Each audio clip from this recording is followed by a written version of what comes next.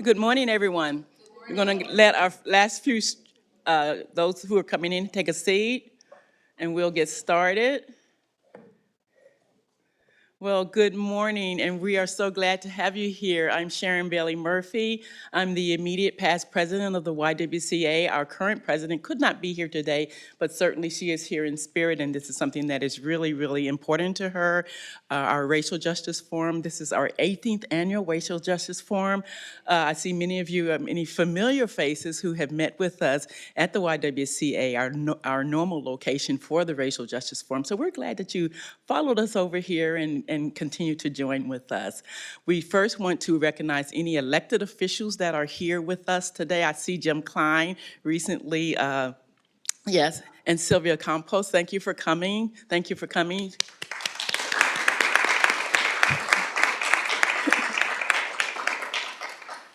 And also, any board members of the YWCA, our executive director is here, Nancy Weston Dodd. Nancy, stand up, wave. And I would be remiss if I did not recognize my co-chair who really did most of the work, all of the work here, and that's Adriana. Adriana, she's still working. Thank you, thank you, thank you. And so if you all could just hold your applause, and I guess Omar will give you instructions as far as when a person says an answer or gives a comment and there's an applause. But we're going to have a panel discussions, which is what we always do, and so you should be familiar with that if you've attended our forums before. We do want to thank AEP for collaborating with us and joining us on this, and Omar being our facilitator today. And we do want to recognize our sisters from Delta Sigma Theta Sorority Incorporated. And that voice there is my sister, who is also on the American Red Cross Board of Directors with me, Coretta Graham, and she is with the sorority as well. So thank you so much for doing this for us. Immediately after our program today, the march will begin downstairs at City Hall at 11:30. So, and they will give you instructions for that after this. But in the meantime, let me introduce to some of you, if you don't know this amazing man, Omar Lopez. And Omar, and I do have his bio here finally, is the Director of Corporate Communications for AEP Texas and is responsible for all internal and external communication activities with AEP Texas throughout the company's service territory. Omar has had more than 14 years of service with the company and has over 20 years in media and community relations experience. He also has extensive community involvement experience in Corpus Christi business community. I did not know that he is an alumni of Roy Miller High School, and I went to Roy Miller High School. Once a buck, always a buck. So I was really glad to hear that. He knows one of my dear friends, Ginger Lavelle, and so we were chatting and getting up, so that's why we started 4 minutes late. I've invited them to come to church with us, and we can catch up more then. He has also served on numerous boards such as K-Space Contemporary, Workforce Solutions of the Coastal Bend, and Corpus Christi Metro Ministries. He is a servant. He is a public servant at heart. He holds a bachelor's degree in English from Texas A&M Corpus Christi. Again, my alma mater. That shock or something like that. And is a Diversity, Equity, and Inclusion in the Workplace Certificate from the University of South Florida. He is a graduate of the inaugural class of Equity Fellows and Equity Texas Leadership Development Program, and also a graduate of Leadership Corpus Christi class of 34. Why don't you give a roaring round of applause for Omar Lopez.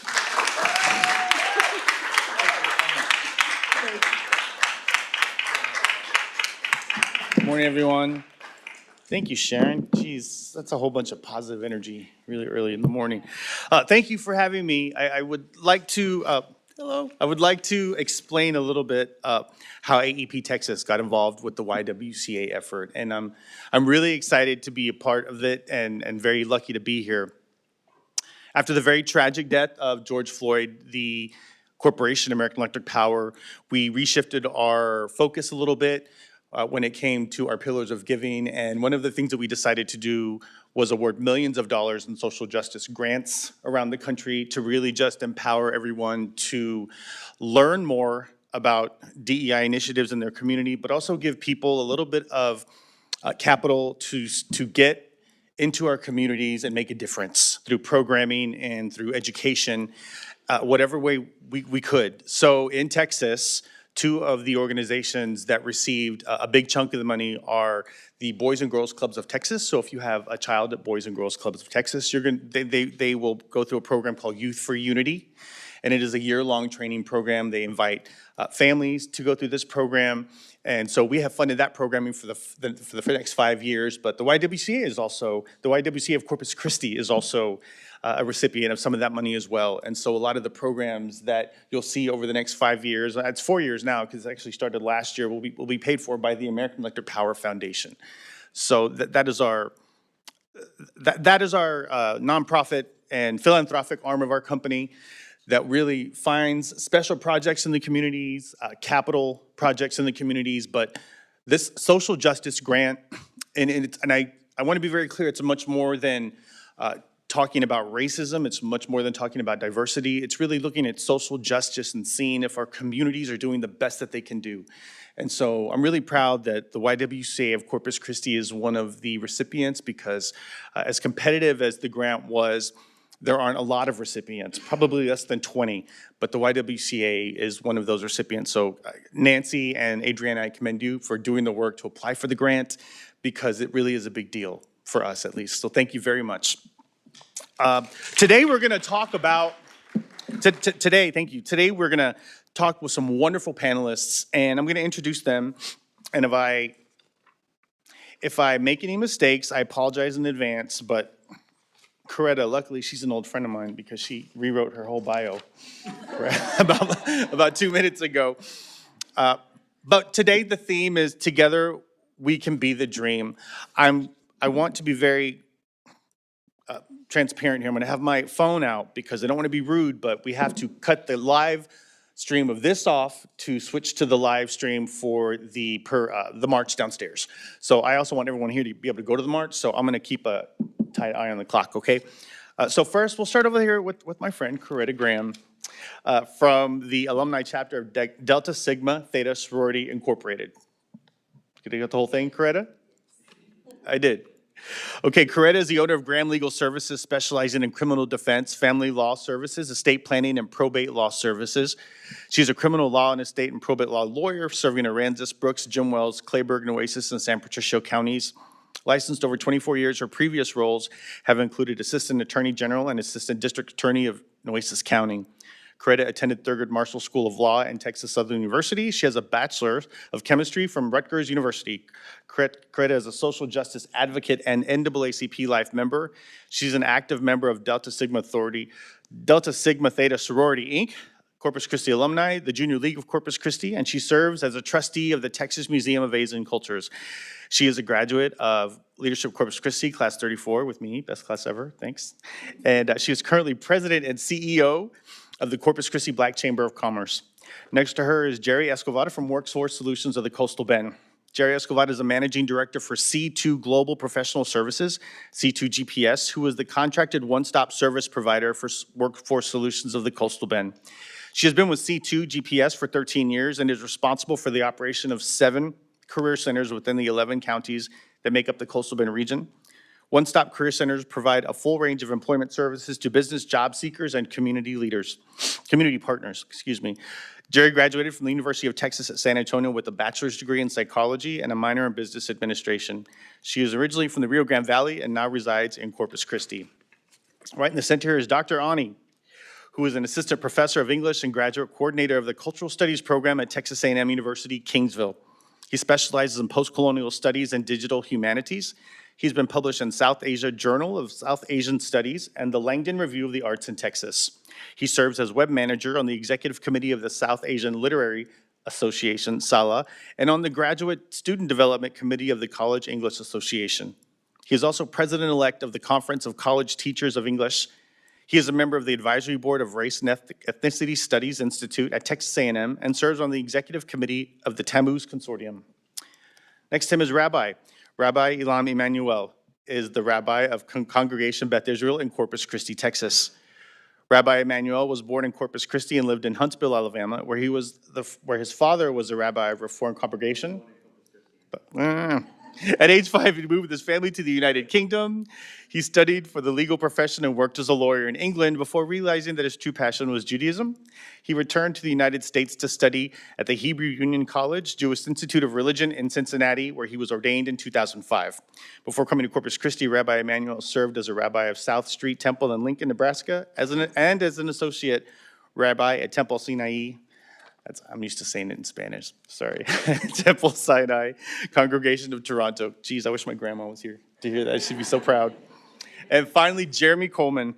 My friend Jeremy Coleman serves as president and chairman of the Corpus Christi region of the NAACP. With over 13 years of senior management and professional development and leadership, Coleman has played an integral role in development of minority leaders across various roles. Jerry is a graduate of Richard King High School and is completing his BA degree at Texas A&M University, Corpus Christi. His career for the past 13 years has been in human resource management.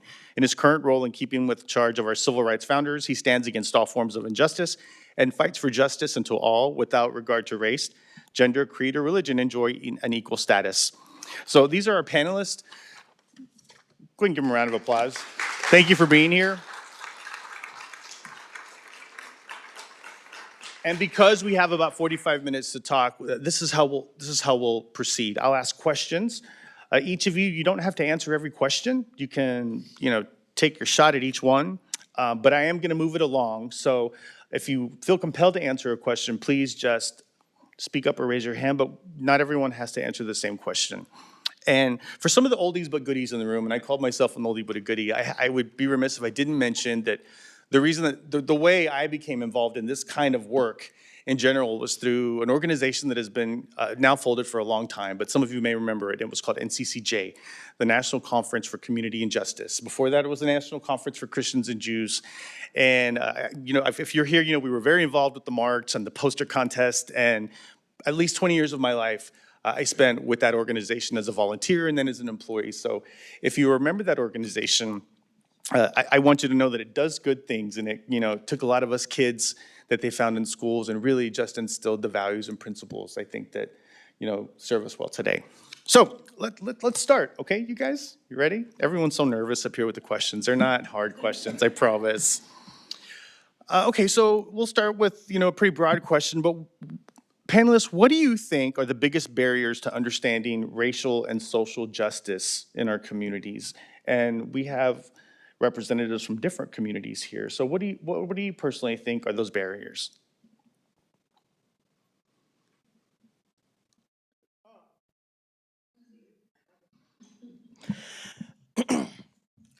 I think one of the biggest barriers is ignorance. Because for you to even begin to fight against racism, you got to understand what it is. And you got to have a clear understanding. There's no such thing as reverse racism or reverse discrimination, whatever that is. People want to talk about color blindness, but that is a misnomer. That's made up. Because if you don't recognize the different cultures in your community, that's a problem. So you first got to understand what is racism and have a clear definition. So ignorance would be the number one barrier. The second one is conscious indifference. People who know but choose to look the other way.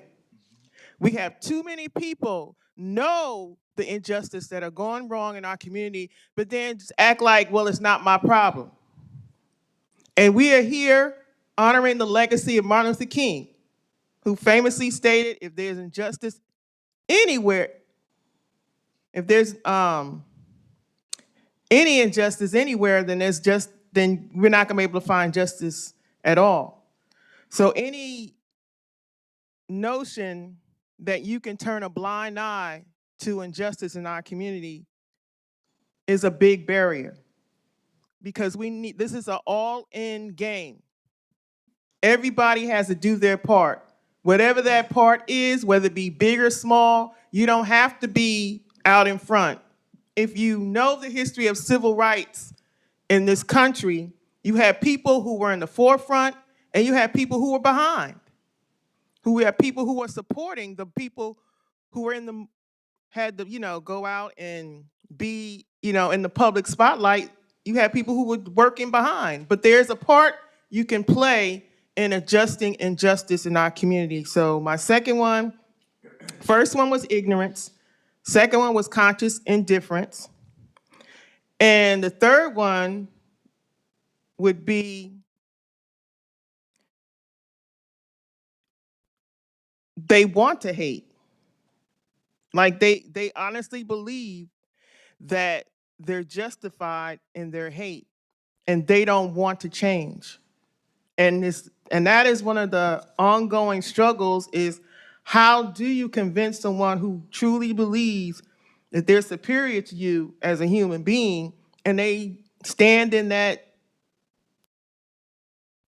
disbelief, wholeheartedly, and they've basically committed to not changing. And that's a serious barrier because unfortunately, we have more and more people who are adopting that mentality. And like, how do you handle that? Thank you. Anyone else?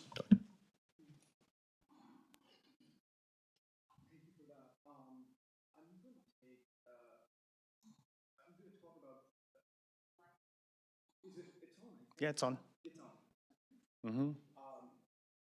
Usually I don't have any problems getting my voice across. I teach. Can you hear me now? Yes. Now? Yes? Okay. Firstly, I'm humbled and honored to be back here again with the YWCA and it's a privilege to represent Toronto. I'm a teacher. So in terms of biggest barriers, everything that was said, absolutely. But when I work with my students, I also think, how do we bring about change and what are the barriers to I never assume that there are certain things that should be taken for granted. Perhaps because I was not born in this country and I did not go through the education system here. So I have noticed with some of my peers who graduated with me that we fall on one side of the ideological line and even with the most well-meaning of my peers who believe in racial and social justice, they often enter the classroom with the firm belief that certain things are wrong. Whereas for a long time, I was in the process of learning, and I was actually learning about both sides of the ideological line. And in that process, when you're asking questions, perhaps the students begin to understand it's okay to ask questions, and it allows change, right? And so I think one of the biggest barriers to bringing about change is when that ideological line becomes extremely hard. And I have made friends here who may not be on the same ideological spectrum as I am, but because I moved to South Texas in 2016 and didn't know anything about South Texas, knew very little about Hispanic studies institutions, and I teach at one now. Um, and it's shameful, right? But I've read books and I've read theoretical articles and stuff like that, but that's never enough. It's completely different from being in a place and learning from people. And so when we have those conversations, and even if there's a question that is seemingly offensive, like do you still like elephants in India? Or you realize that that's actually nobody's answered that question. Right. And it leads to because I'm asking questions all the time. Because when I came here, I was told hunting and fishing are huge. And I've never gone hunting and never gone fishing, and I do not own a gun, and I do not wish to own a gun. But I have friends who have a lot of guns. And it's not like they want to just go around shooting people, because you suddenly realize that you do not want to lump everybody into one homogeneous category. So I think one of the biggest barriers right now that I see is people not having conversation. Thank you. Rabbi. I mean, just to build off the wonderful things that were already said, I think for me, the two biggest barriers are the fact that culturally, politically, in terms of our media consumption, we have really sorted ourselves out into these bubbles of not just political and cultural division, but of entire factual spaces where we create the depending on what you read, which TV channels you watch, you're getting not just different opinions, you're getting entirely different sets of facts, different priorities on those facts, different, and like the amount of people who I've talked to, and I've brought up a particular issue, not just about race, but any other aspect of cultural and political discussion. And the amount of times when they say, well, I've never heard about that, it's like that's been huge in the media I've been watching. They've never heard about it. Or if they have, they've heard about it in a way that takes such a completely different approach that they think that we're just in these little bubbles where we are, not just that we're not talking to each other, but I think almost we've sort of created these spaces where we don't even know how to talk to each other. And I think to make that even worse, we are in those bubbles. We are the people who run, who are trying to basically make money and get attention in those media bubbles are, and political and cultural bubbles, have realized something true but awful, which is that you get the most attention with the most anger and the most grievance and the most fear. And so what they're doing is they are so the amount of people who are acting and thinking and approaching the world out of fear and grievance, rather than out of love and tolerance and compassion, because they have become convinced that they are victims, that they have to protect what's theirs, and that's the only way they can look at it. And it really creates huge barriers to the kind of openness that needs to happen to do what we want, which is to have those conversations, to bash through that hate. I think those are tremendous barriers. Thank you, Rabbi. That's a very accurate assessment. Unfortunately, I think sometimes when we're talking about racial division or when it just comes to a difference of opinion, I think we see it today. But you mentioned the media, which actually leads into another question. Do you see examples in the media right now that stand against racism, or is it exactly the opposite? We all know it's opposite. I mean, that's just the fact. We all know it's opposite. And I saw this question on here and I said, if I answer this question, my phone is going to blow up.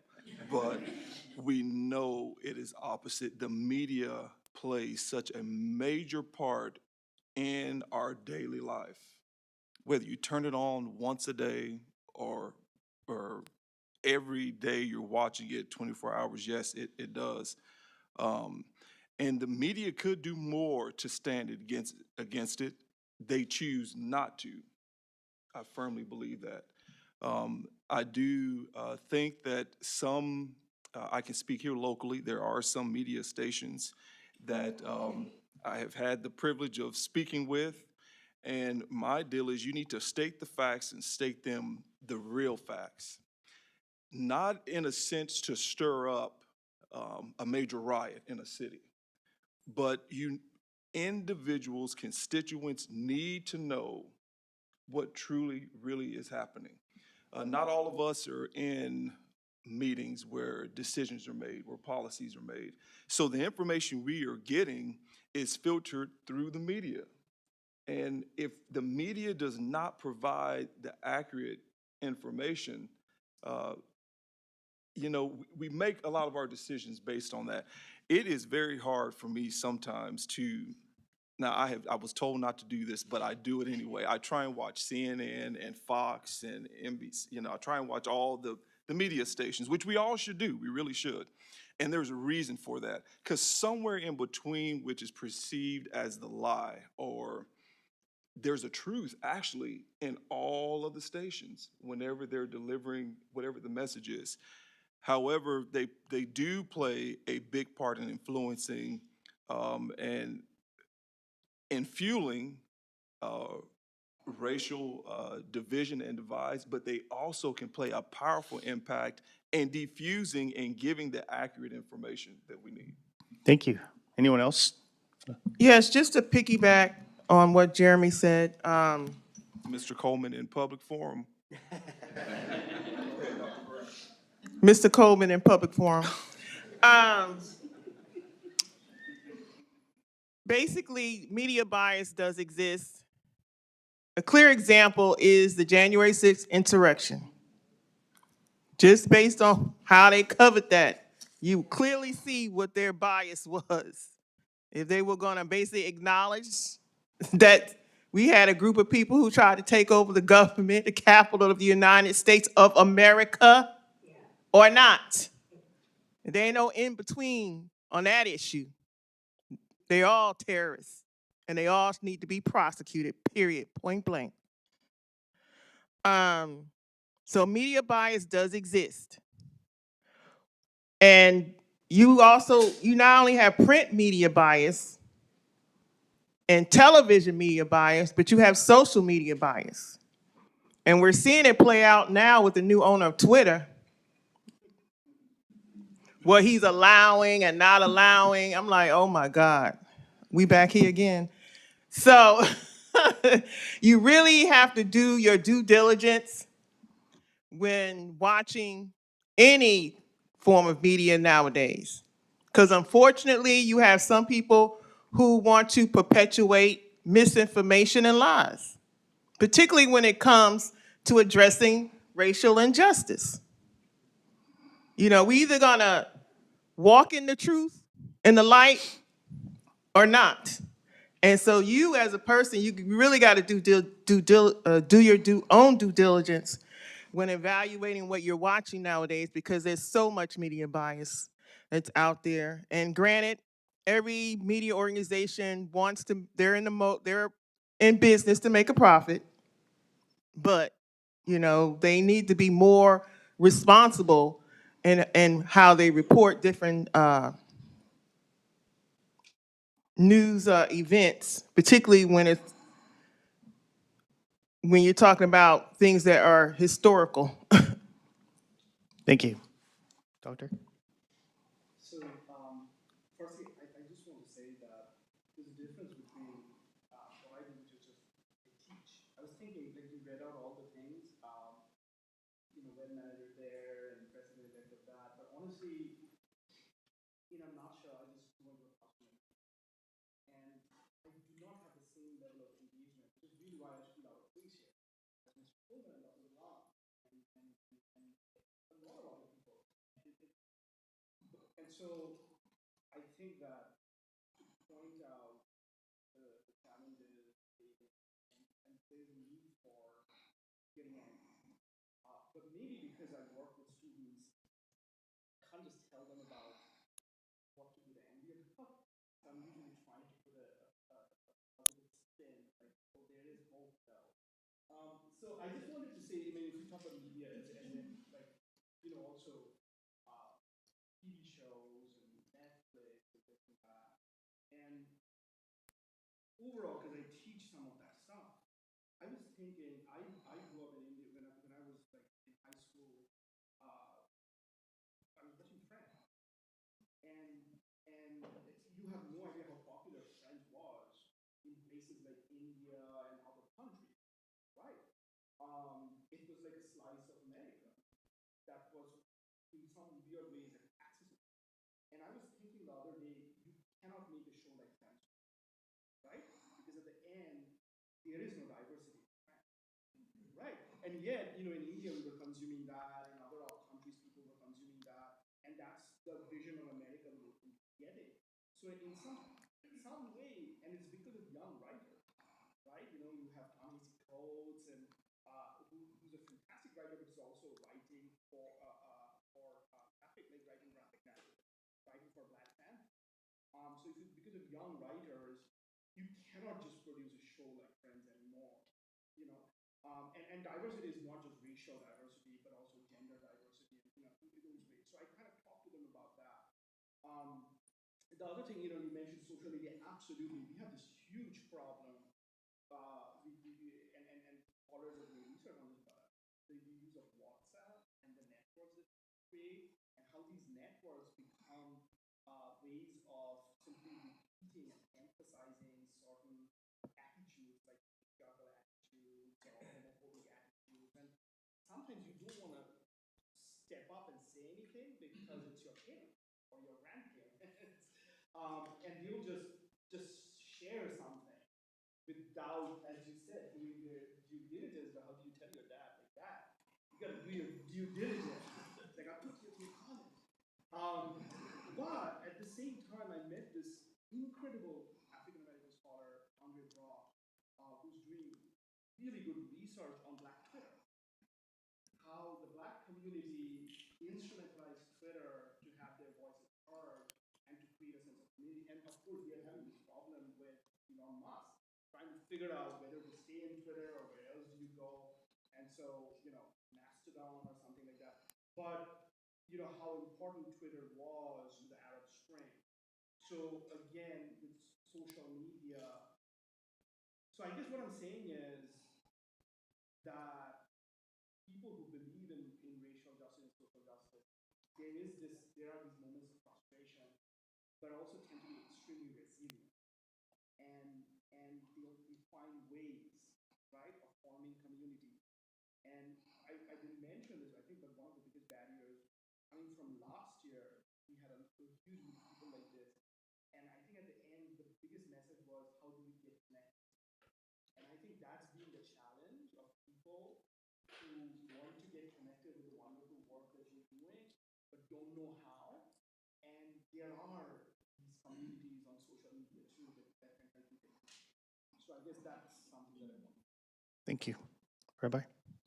I think just to add to some of what's been said, I think there's a challenge with the media in that sometimes there are structures that get corrected, but they get overcorrected, and I think many people remember fondly the days when Walter Cronkite got up there and you knew you could. The problem is, of course, those were the days when there were a lot of gatekeepers. And you got what those gatekeepers wanted you to hear.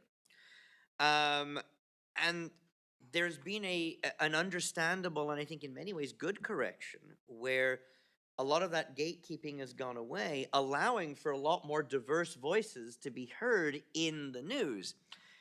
The problem is it also allows for a lot of voices that maybe should have been gate-kept too. There's a reason why, there was some gatekeepers, and a lot of that was negative because it meant that a lot of the voices of people in this room were not being heard. But there are voices of white supremacists and neo-Nazis and anti-Semites and bigots and homophobes that are also now being heard a lot more because the gatekeepers aren't there anymore.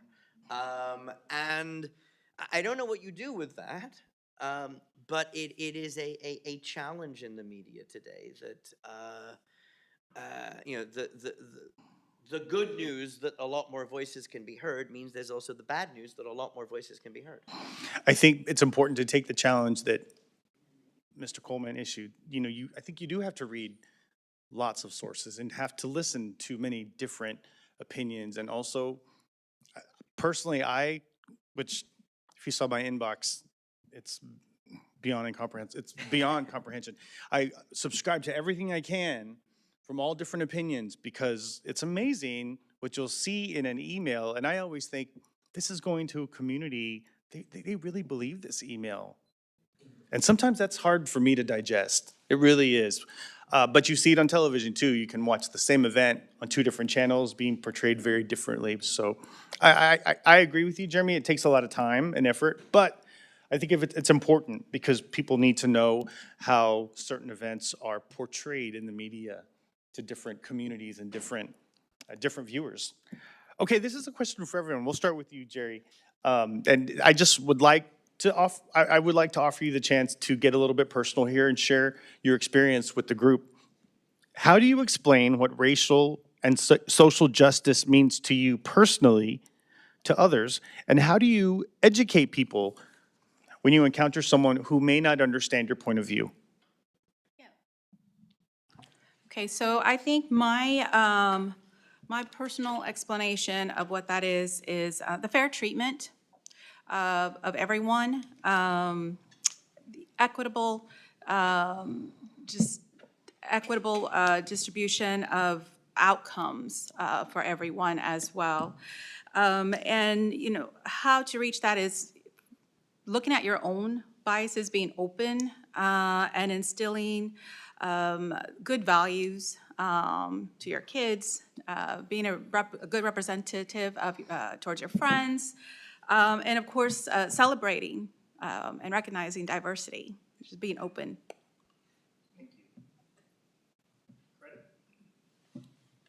Repeat the question. How do you explain what racial and social justice means to you? And how do you educate other people who may not understand your point of view? Okay. Well, with regard to racial justice, how I would explain it personally is being able to recognize the difference between diversity, equity, inclusion, and belonging. Because people use the term diversity a lot, but they leave out equity. It's like you can be invited to somebody's house, but when you get there, are you feeling, do you interact with everybody else there?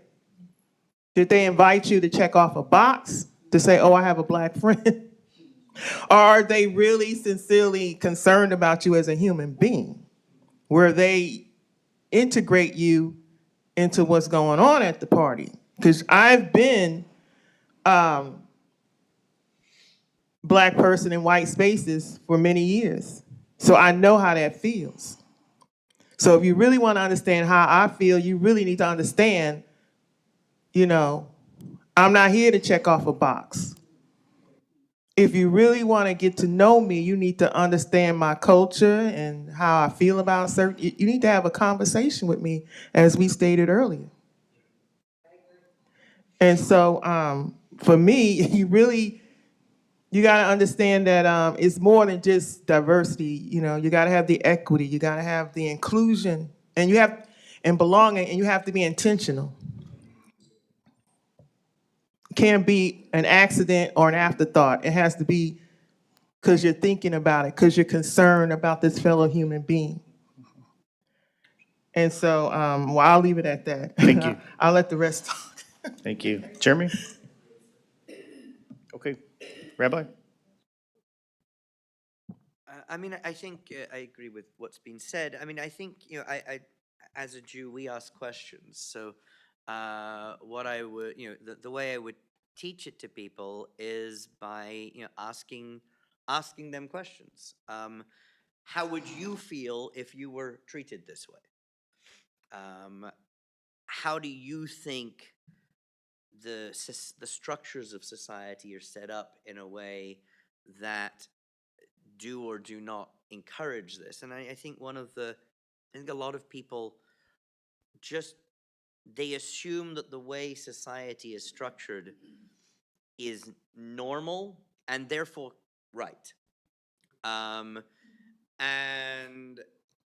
there's a lot of ways in which society and structures, big and small, that create injustice and make people feel less welcome. And I will, my own experience, I have found Jews in Corpus Christi to be very welcome and very integrated and very accepted.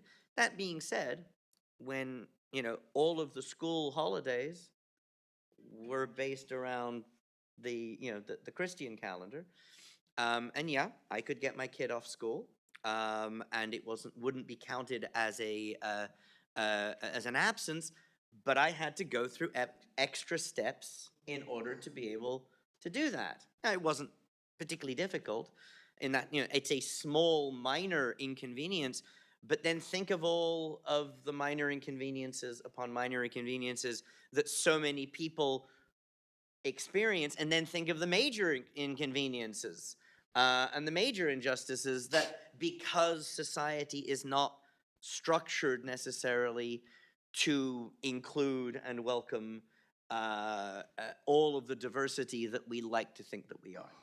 Thank you for sharing that example. I think that's a perfect example of equity and what you were talking about, Coretta. And I think equity just seems to be a term that's very new and very relevant right now in corporate America. You see it in academia as well. I've seen a lot of it lately.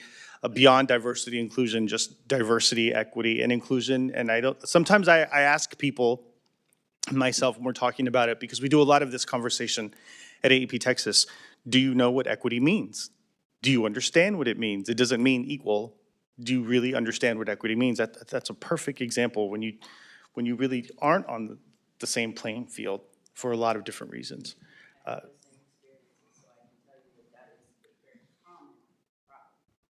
Yeah, exactly. Dr. Ani, would you like to answer this one? So what I'd say, this is my understanding, and this is the understanding of racial and social justice that I try to get across to my students is, you cannot think of racial justice or social justice in isolation. That is, race, gender, class, they all coincide. If you want to talk about racial justice, you will talk about, gender equity as well.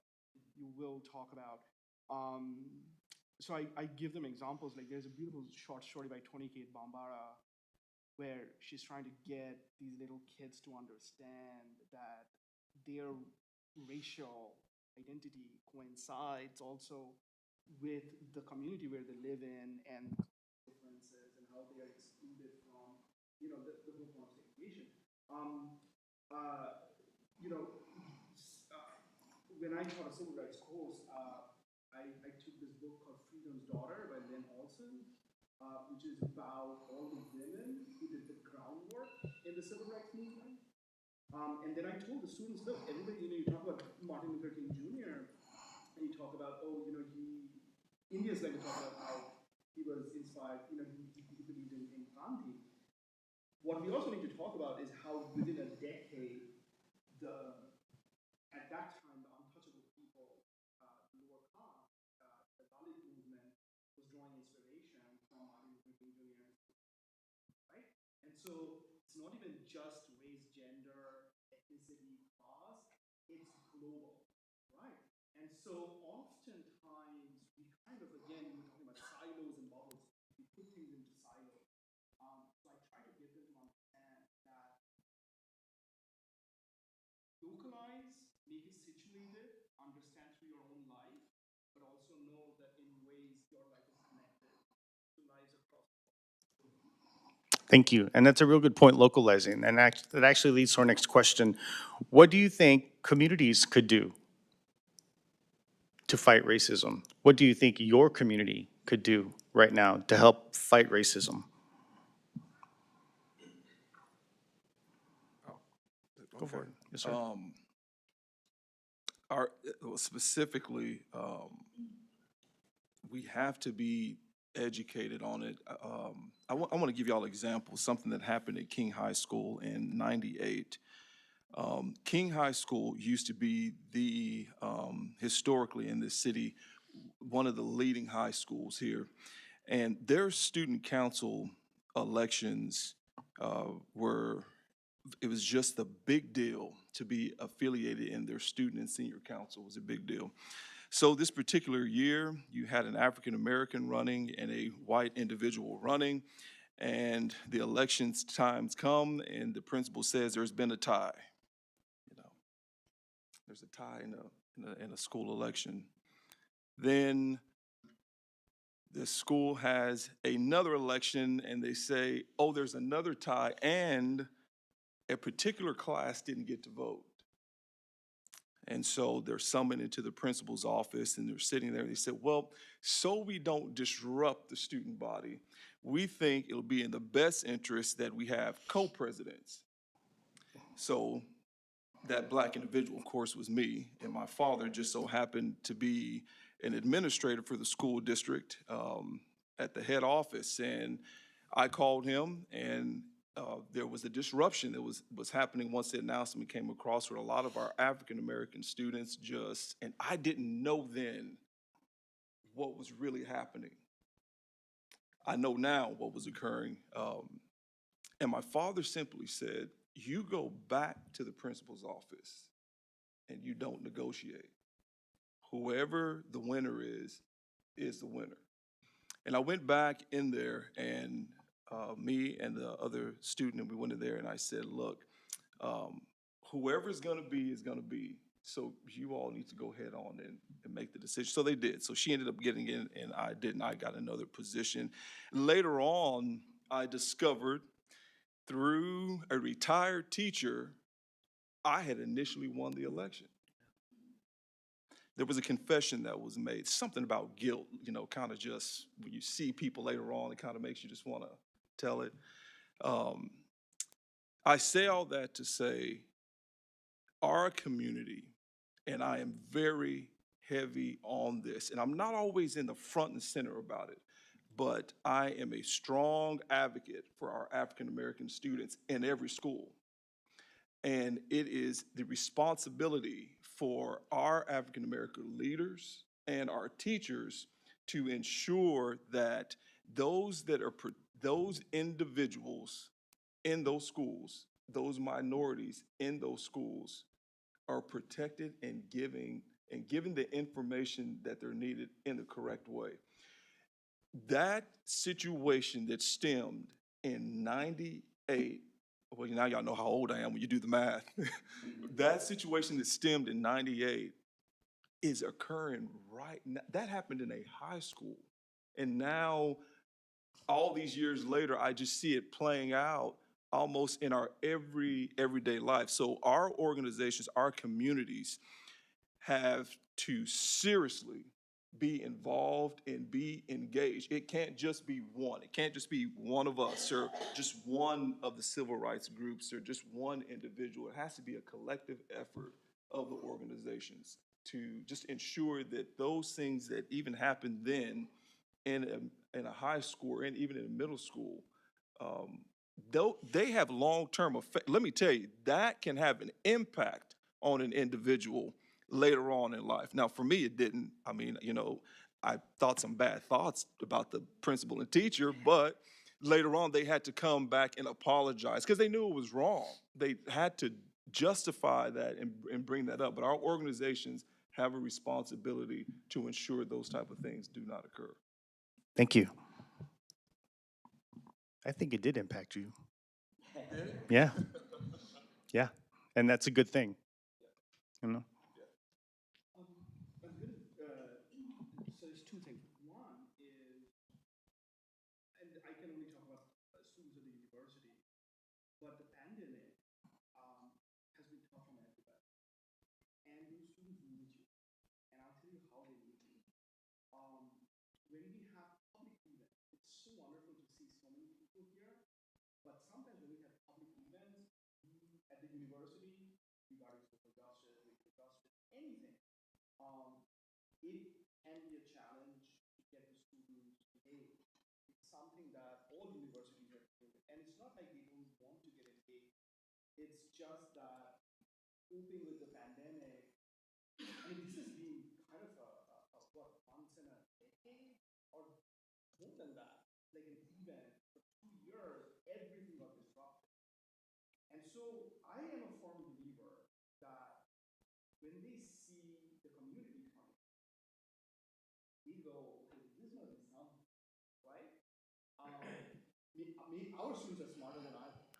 I wouldn't necessarily go, oh, I'm thinking intellectually, and I would go, why are there so many people in there, right? And so to have people like you at some of these events, then your sons and daughters, your nephews and nieces.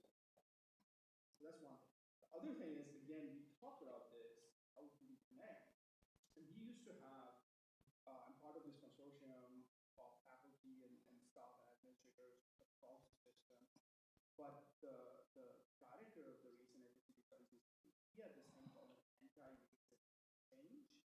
And it was like people from the community, his friends, friends of friends, anybody was welcome. There used to be a Zoom meeting. And we just talk about, okay, this month, what bothers you?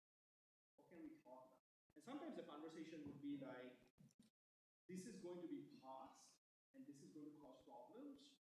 Where can we get more information? And somebody would say, yeah, I'll look into that.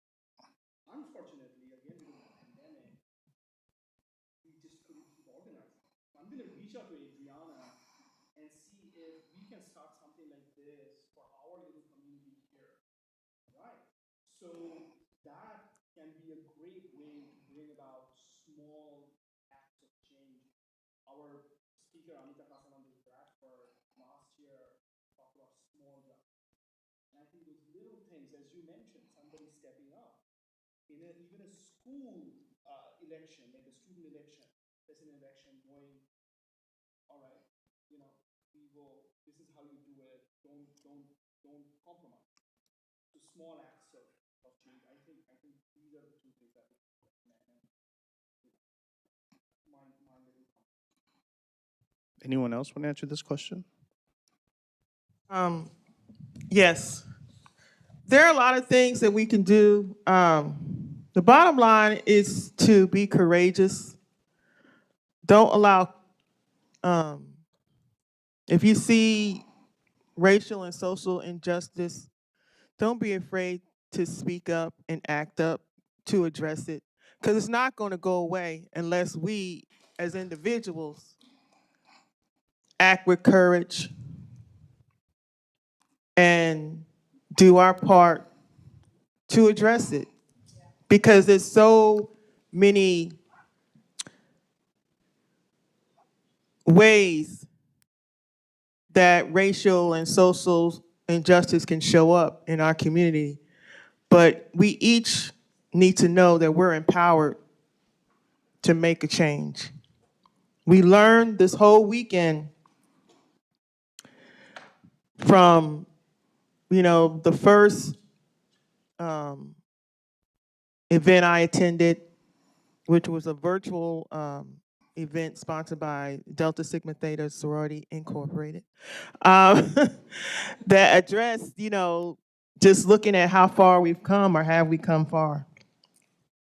And so basically, what I've been hearing this whole time is that we need to answer the call. We need to get in some good trouble. We need to, in order to uphold the legacy of Martin Luther King Jr., we need to not be afraid to make an impact and understand it starts with each and every one of us. We can't let courage skip another generation. Whatever generation you identify with, whether it's Gen Z, Gen X, I don't know what the next generation is going to be called, baby boomers. You have to be courageous. I've had the experience of going through courageous conversations and all kinds of diversity training, and none of that matters if I'm not putting what I've learned into action. Like I said earlier, you got to be intentional. You got to be proactive. There's something you can do. If you don't know what to do, maybe you can talk to one of the panelists here or someone in your community that who has knowledge who can maybe direct you on some of the things you can do. We just have to do something, because this country, this community is not going to get better on its own. And we will continue to deal with racial and social injustice unless we be courageous and step up and make the changes that need, and advocate for the changes that need to be made. Show up to those school board meetings, show up to those city council meetings, show up to those county commissioner meetings, or you can watch them now virtually, but give input. Don't be conscious and indifferent. That's the worst thing you could do. Thank you. Rabbi?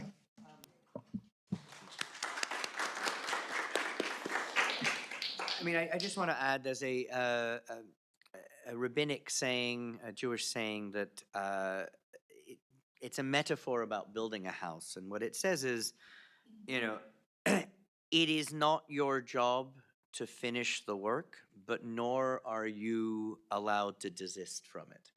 And what it means by that, both on an individual and community level, is that it's easy to get overwhelmed by the size of problems, particularly social justice and racial justice problems, and feel that, and therefore there's no point in even trying. And this basically says, as individuals and as communities, it's not our job to finish the work. We don't, we're not necessarily going to make the world, we're not going to fulfill the dream right here, right now, necessarily. But that doesn't mean that it's not our job to take whatever steps we can take as individuals and communities to get closer to it. To be the spark, yes. Thank you. I'd like to share a story with you because I'm able to be involved here today representing the AEP Foundation. And I want to reissue the challenge that you said you have to speak up and you have to say something. Immediately after the death of George Floyd, about 2-3 months before, I went to Ohio and we're revamping our diversity strategy, our DEI strategy, and we had a really beautiful document, and this is gonna be great with about 20 other people from around the system. And guess what? The events of 2020, beyond the tragic killing of George Floyd, we lost so many civil rights voices that year alone. We immediately went back to the drawing board and said, it's not enough. It's not enough. It's not enough. And then after we came up with another document, we said, it's not enough. It's not enough. You have to put money behind it. You have to put resources behind it. But most of all, you have to let your community know you matter. And it's okay to tell your story because your story matters. And I think sometimes when we end up in these silos, whether it be an online social media community or the groups or our neighborhoods or our schools, you start to think when you're out of those circles, do I matter? And am I respected here? Am I important to them? You have to be, you are, you exist. And so I think it's important to talk. And if I issue this challenge, if you work at a business where you're having these thoughts and you're by yourself, it's like, is anyone else thinking this? Speak up, ask questions. Am I okay to share my opinion here? I want to know. I want to know exactly what the position of the company is, what the position of my church is, what the position of this group is, because when you have the confidence to say, okay, I can share this opinion, and there are other people who are going to benefit from it because there are people out there who maybe are unsure of how to speak up, or they've never led the way before, or they've never been a part of the way before. Make it easy for everyone to know that you're important, you can share your story, you are safe here. So I really issue that challenge because I think I know a lot of people in my personal circle probably never had to think about it. And they probably thought, well, should I share my opinion? I know what my opinion is. Does anyone really care what I think? Yes, but you have to talk about these things. You have to say it out loud. You have to say it out loud. And I'll share a funny story associated with that. We immediately implemented this, something called a community conversation. Online bubbles of conversation with 20 to 30 people, 90 minutes max, talking about important issues all throughout the pandemic. People in your work group or people in your area, well, when you're Omar Lopez, you don't know the technology very well. Somehow I ended up in a group with people from all over the country, plant managers, linemen, administrative professionals from all over AEP, and they all had the same question: how are we in this together? How did I end up in a group with someone in Texas and someone from Pikey Plant? Who knows? It's my fault. But it was so interesting to hear voices from all over the country say, well, it doesn't affect us the same way because we're so rural. It doesn't affect us the same way because in my community, everyone looks like one another. What's it like for you? And what's it like for you? And what do you do about it? What do you do about it? How do you help me take these values into a community where we think it's not a problem? But there isn't a problem, right? Because we're all the same. Talk about it. You have to talk about it. So Nancy and Adriana, thank you very much for spearheading and keeping this going. Okay, it's 11:03. We're gonna wrap up with the questions, but I would like everyone to just take a minute or two to share some thoughts maybe that you wanna leave with the group, and then we'll all migrate downstairs to the march. Jeremy, you wanna start, please? Y'all, my first name. Mr. Coleman? I'm kidding. You know, the NAACP is unique. I get a lot of calls. Why aren't y'all in the front lines? Why aren't you doing this? And, you know, we have a national office, and they're very strategic in what we get connected to and what we're involved in. There is a process, but I want to leave you all that we do get engaged, and there's a lot of things that happen behind the scenes. And we take care of it the best we can to the best of our ability. But one thing I do want to share, I'm looking at this pledge card, and I'm looking at this organization. This one of the questions in here, and if the why, and I'm gonna, and I, this is for every civil rights organization in this room and that are listening virtually. We should all be connected and supporting each other. Hands down, we should be. I share with the executive director of the YWCA at the door right there that there should have been no reason why whenever they have events and we're NAACP have event. I mean, if you say that we are against racism and racial stereotypes, well, so is NAACP. So is LULAC. So are the other civil rights organizations. So we should all be involved in that. I do want you all to know that um, in this year, in 2023, we are truly supporting, and the NAACP is vetting this community to get blacks on our city council. And I've said this for years, and it's going to happen. We're going to work to get blacks on our port, on our county commission. And I say that because Dr. Graham alluded to something at the beginning. Our experiences are extremely different from the Hispanic experience, from the Jewish community, from the Anglo. It's very, very different. So whenever we talk about diversifying these boards, it's not just so you can see a black or a white or Hispanic, but whenever the policies are being made and the thoughts that we're having because of maybe possibly what we experienced with our ancestors or what you're experiencing with your kids in the Jewish community, so we need someone on the school board to do that, that plays a vital part in that. And so I just want to leave with you all in this group, one, my disappointment that this room isn't full. And that is no fault of the organizers, because I truly believe that, you know, we hear people all the time that say, I support you, I support this group. If you're off today, this room should have been full. If you truly believe in diversifying, if you truly believe in supporting, this room should have been packed. People should have been standing outside. If we really are coming to the table, and based on what I'm reading, what YWCA pledge is, what our pledge is NAACP, what the different organizations and leaders up here represent, we should all be 100% connected to, regardless of who's in leadership.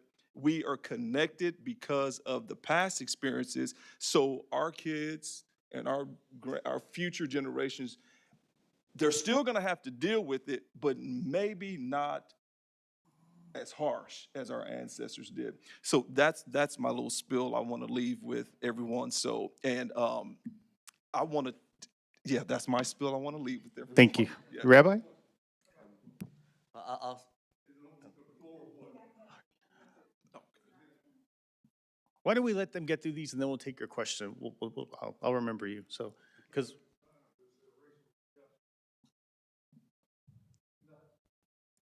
In America, there's two kinds of justice in America. Those who look like you must be suspect. In America, two types of justice. You saw it on January 6th.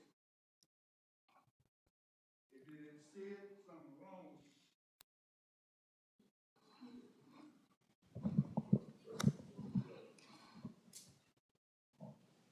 America is set up for those who came from Western Europe. No one else has said so. America two faces. One for the Anglo and one for everybody else. Justice. What is justice? Your question. Do you understand what justice means? Yes, sir. There's no equal in the United States of America. You can call the police, and the police will kill you. Just the way you look. This dumb gun guy the other day who called for help and get killed. And just a whisper, but just a whisper. I thought the young man that said he ran the city, school, high school, county. You found out what two types of America is. The hard way. That was my grandson went to King. He both been going to Carroll. They found out that he was still living in the Carroll district. They figured out a way to get him out of King High School. Justice. I commit a crime, that fellow right there said he was a Jew. Commit a crime, the same identical crime. He'll get a slap on the dog on the wrist. I get 20 years with him. Justice is not equal in America. So your foreman already set up wrong. Talk about what justice is supposed to mean. I don't want to hear no BS up here on the stand. Tell the truth. We are lacking the truth.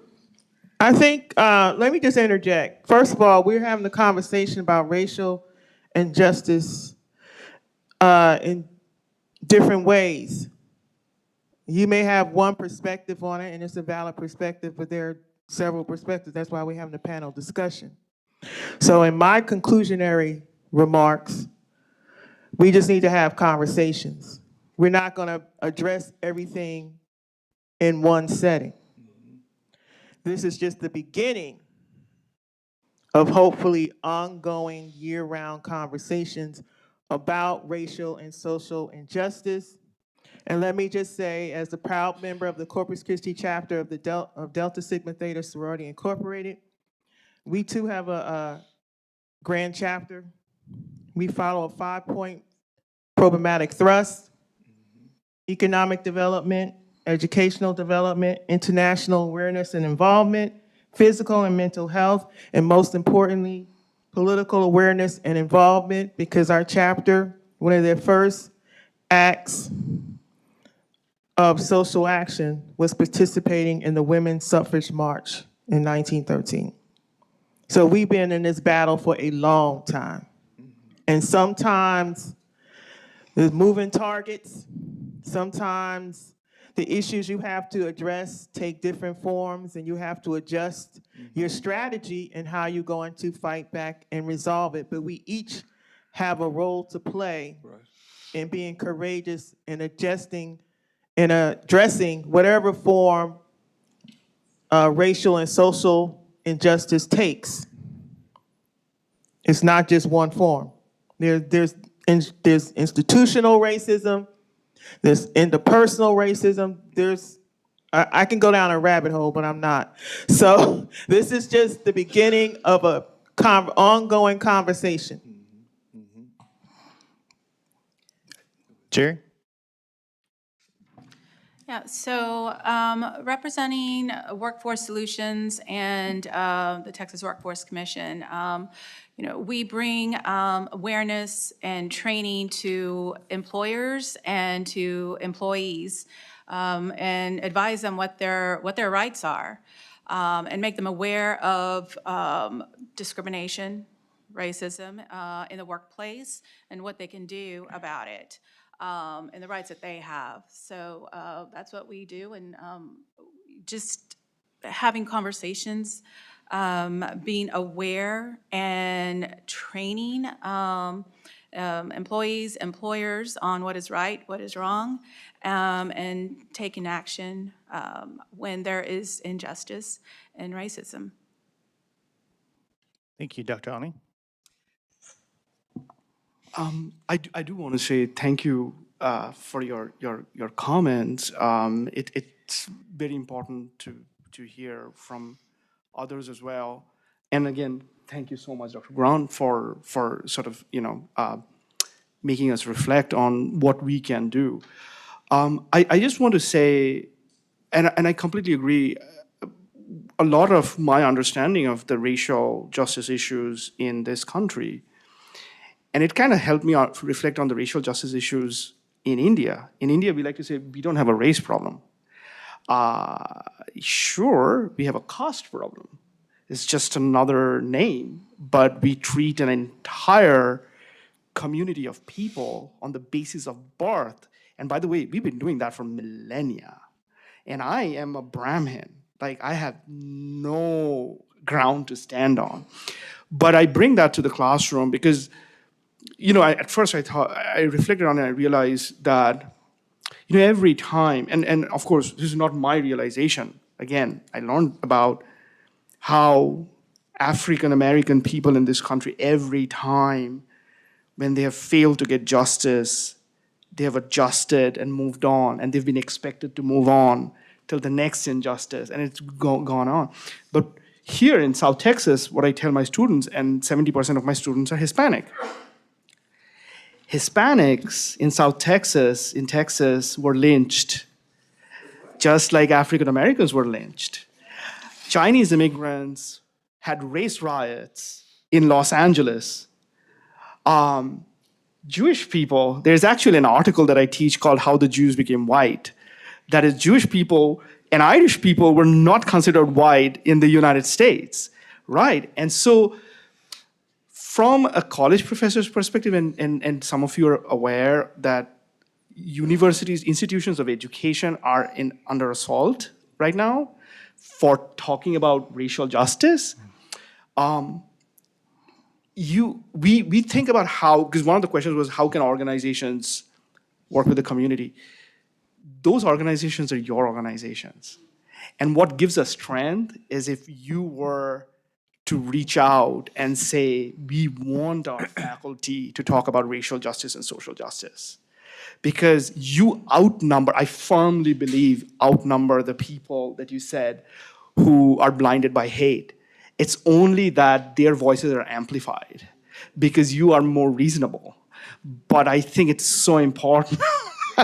I think it's so your voice was very powerful to me. I think if you reach out to the institutions and say, it matters to us because you are our institutions. You are institutions in our community, and we want our faculty to talk about racial justice and social justice. We want our teachers to talk about racial. We want that equity, not the other way around. I think that's very, very important. Thank you. Rabbi? First of all, I want to say that I appreciate your passion and commitment to justice. I think the question, you raise an interesting question, as do you. I think there's a lot of complexity in terms of racial justice in this country. And when I'm pulled over by the police, I'm white. I don't worry about, that being said, I guarantee you that the people who are marching in Charlottesville screaming, "Jews will not replace us," I'm not white. And there's a lot of, the truth is a lot of hatreds and a lot of injustices are being ramped up in America today. It is very scary for all of us. In any event, I think I clearly understand that it is even more scary for someone who looks differently from me, very much so. But let me finish. I guess I'll be on brand with finishing with some Jewish wisdom. There is a rabbinic saying that says, "Who is wise? And the answer is the person who learns from everyone. And I think particularly what's interesting there is that, as I said before, we asked a lot of questions. And the fact that that is said in the form of a question is important, because I think the best and most important way of being wise and learning from everyone is to ask questions. Ask challenging questions of others. And by the way, we can ask challenging questions in ways that are kind. They don't have to be cruel and harsh. Perhaps even more importantly, ask challenging questions of yourself and your community and the people within your bubble. Because only when we do that are we going to be able to break out of our own bubbles, our own silos, and also it's only when we ask those difficult questions of ourselves are we really going to be able to ask the right questions to others to challenge the structures of society that create injustice and racism and bigotry and anti-Semitism and homophobia and everything else. Thank you, Rabbi. Panelists, thank you. Thank you, sir, for your comments. Did you have one quick question? Yes, ma'am. Please. You know, growing up as a Jew in a rural area, the neighbors, kids in my neighborhood, it was right, you should have finished the job, you effing Jew. That was what I got. So my kids, though, are Gonzalez. So they say, Mom, you don't understand, you're white. And it makes me laugh because I think of something that Ta-Nehisi Coates said. He was being interviewed and they asked him, will we ever solve this issue of racism? And he just chuckled and said, no, because they keep changing the definition of white. So it's never going to get resolved. And then Ibrahim Kendi had made a point that stop trying to call people racist because that just gets a reaction and it doesn't provide good context for conversation. What you need to do is, are you being anti-racist? Now, people have differing opinions, but I think that is, for moving forward, very helpful, because if you're not being actively anti-racist, then by definition, you're being racist. And so that's all I have. Thank you. Thank you. Yes, ma'am. I would like to acknowledge the original people from this area, which were the Karankawa. There was also the Karankawa, the Comanche, the Upanahachi, several different indigenous communities that lived throughout this area and journeyed throughout this area. So when you talk about racism in America, when you talk about that, and these issues that exist, I mean, all we have to look is the roots of this country. What was it founded upon? Violence upon the people, the original people of this country, and the lack of acknowledgement that they still exist. So you can look into our books today, and they'll tell you that the Karankawa are extinct, but I worked with the Karankawa descendants. So this is an atrocity to us, right? Like, we don't talk about these things. We don't acknowledge the original people of this area and how they're trying to reclaim their ancestors' remains and how difficult that is because they're not federally recognized. So challenging all these concepts too, I think, is really important. You have this community that's here, that lives in Corpus Christi, that's not being represented, and it's kind of being tucked away or told that they don't exist anymore. And so to raise their voices is helpful. Thank you. Thank you for sharing. Sharon, I'd like to welcome Sharon Murphy up to close us off today. Well, thank you, Omar. Let's give him another hand. And let's give our panelists another hand for being with us today and sharing. Yes, ma'am.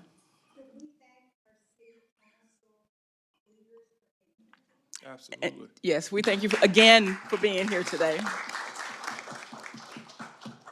And Omar did mention what our theme is today, and the theme was, together we can be the dream. And that's very important. That's the one thing I want you to take away, is that it takes each one of us doing what we do right in front of us. It's real easy to say they need to be doing and that person needs to be doing, but it's what can we do? And I take from the book of Nehemiah in the Bible where it says when they were rebuilding the wall, it says each man rebuilt the wall that was in front of him. He wasn't looking at what was happening at the neighbor on this side or that side, but where I can actively do in my part, where my sphere of influence. And so that's what I pray that you all take away today. And just remember that the spirit of Martin Luther King Jr. was what he did was out of love for people. It was to be a human being, to just be treated as a human being. We never asked, as Black people, we never asked to be celebrated. We never asked to be special or be put apart. We just wanted to be treated as human beings. And that's what real diversity is, real inclusion and real equity is that just treat people like human beings. And the thing is that, and give them every single right that every human being as a person made in the image of God, to give them those same rights. And that is our charge today. And I pray that you take that away from you and away with you. And the only way that we can do that is to have a changed heart. You cannot legislate policies that change people's heart. Only God can do that. And so I just pray that our city will be the city of its name, the body of Christ, Corpus Christi, and that you all go away with loving one another and understanding that it takes a village, but it takes one person at a time and an act at a time. So, and so with that, I'd like for you to look at the card that's on your seat, and it's the Pledge to Eliminate Racism.